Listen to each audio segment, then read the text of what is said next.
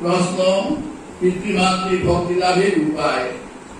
শ্রী শ্রী বাবা মুনি প্রথমে জেনে নাও তোমার ভিতরে পরমেশ্বর নিয়ত বাস করছেন।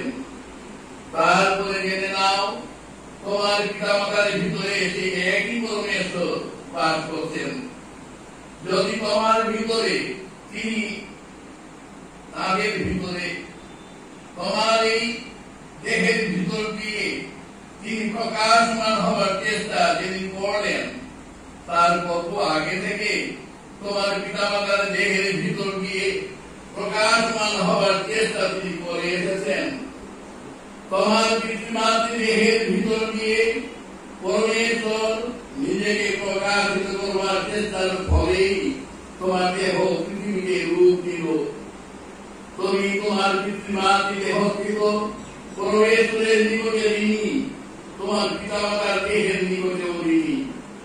মনে মনে ভাবে হয়তো অনেক কিছু আশ্চর্য সদ্গুণ তুমি লাভ করবি, কিন্তু মনুষ্য জন্ম লাভই সবচেয়ে তোমার বড় লাভ। কানায় খোড়া অন্ধ আতুর হয়েও যদি কেউ মনুষ্য জন্ম লাভ করতে পারে, তাহলে তার ফলে সে অতীতের শত জন্মের দুষ্কৃতির কুফল এই এক জন্মের সাধনা দ্বারা বিকৃত করার সুযোগ নিতে পারে। এই জন্যই মনুষ্য জন্মকে এমন দুর্লভ অবাঞ্ছনীয় বলে যোগী ঋষি মুনিরা বর্ণনা করেছেন।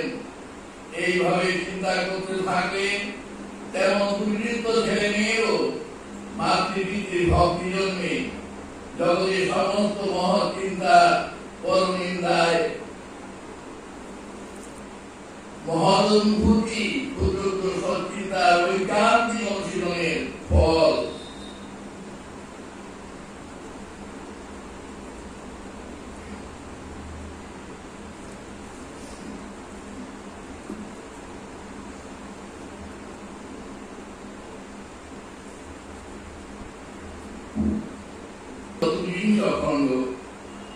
মানব জীবনের উদ্দেশ্য কি?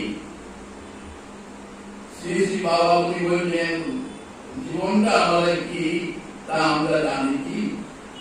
নিজের মৃত্যু নিজে কখনো দেখি, তাই মৃত্যুটা দেখি, তা অপরের মৃত্যু দেখে আমরা অনুমান করতে চেষ্টা করি মাত্র।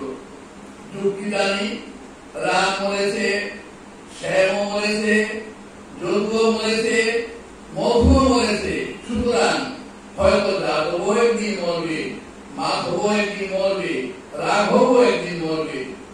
শুনতে পাওয়া যায় জ্ঞানীরা বলেছেন জীব মাত্রই মরণশীল, জন্মগ্রহণ করলেই মরতেও হয়। জীবের পক্ষে মৃত্যু একটি শাশ্বত সত্য। মরা মানুষ আবার জন্মগ্রহণ করতে নাও পারে, কিন্তু জীবিত মানুষকে একদিন মরতে হবেই হবে।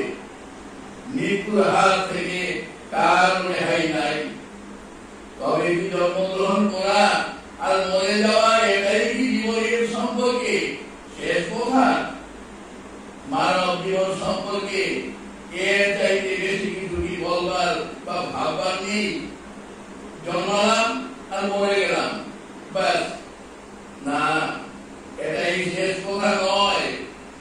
যে সময়টুকু জীবিত হইলাম সেই সময়টুকু আমি কিভাবে ব্যবহার করলাম সেটাই হলো আসল কথা। পশু পক্ষী কীট পতঙ্গের জীবন আছে, মৃত্যু আছে, কিন্তু তারা জীবন সম্পর্কে এভাবে চিন্তা করে কিনা আমাদের তা জানা নেই।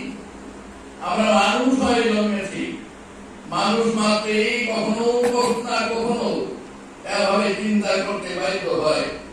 তার প্রধান কারণ এই যে দর্শন, স্পর্শন, শ্রবণ, মনন প্রভৃতি কার্য সাধনের অন্তরেন্দ্রিয় ও বহিরেন্দ্রিয়গুলি ব্যবহার করে করে সেই ইন্দ্রিয়গুলি পৃথক অস্তিত্ব সম্বন্ধে সজাগ হয়।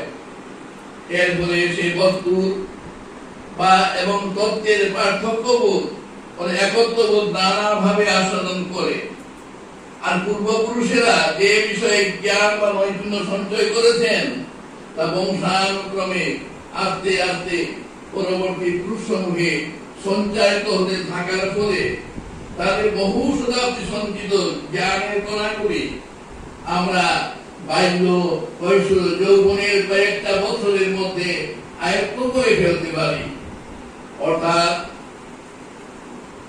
পূর্বপুরুষদের অর্জিত সম্পদ আমরা প্রায় অনায়াসে যত সামান্য অভিনিবেশের ফলে একসঙ্গে পেয়ে যাই। এদেরও কয়েকবার পথ হাঁটাহাঁটি করে লটারি অফিসের লক্ষ মুদ্রা পুরস্কার পেয়ে যাওয়া। মানুষের এই সুযোগ, এই সৌভাগ্য, এই সামর্থ্য আছে। ভগবানের সৃষ্ট এই জগতে মানুষ সবচেয়ে সৌভাগ্যশালী প্রাণী। সুতরাং এ কথা ভাবাই স্বাভাবিক। মানুষের জীবন আমরা খেলায় খেলায় কাটিয়ে দেওয়ার জন্য পাই নাই।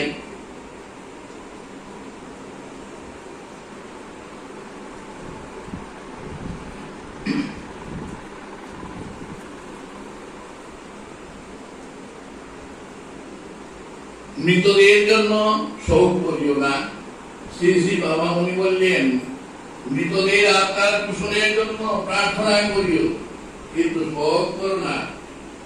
ভাবকে দৃষ্টি দিয়ে ভগবানের প্রিয়জন চির দুঃখভাবী ভগবানের ডাকে তার কোলে আশ্রয় নিতে চলে গেছে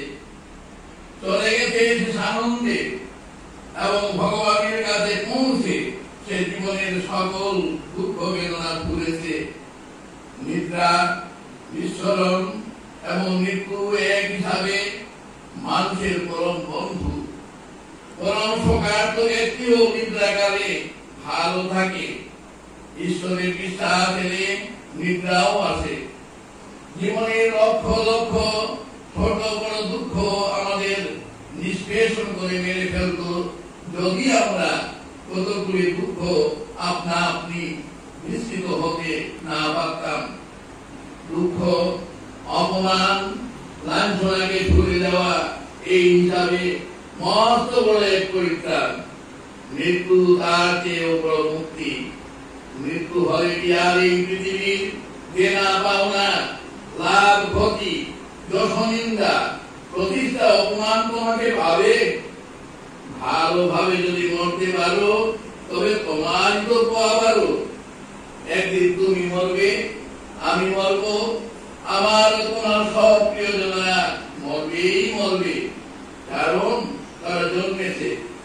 না জন্মালেই আর মরার প্রশ্নটিও উঠত না। মরার প্রশ্ন যখন সকলের পক্ষে এক এবং তার উত্তরটাও যখন সকলের পক্ষে অভিন্ন, তখন শোক করে লাভ কি?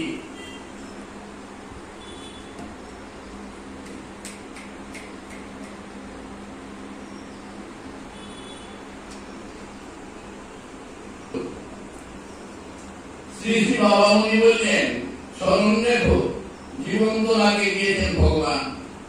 তুমি সেই জীবন ভগবানকে ফিরিয়ে দেবে। এবং ধীর করে তার উপরে নয়। জীবনকে পবিত্রতায় শুদ্ধ রেখে চন্দন চর্চিত টগর ফুলটির মতো ভগবানের বাইরে সমর্পণ করতে হবে। এই সমর্পণের কাজে তোমার মন্ত্র হবে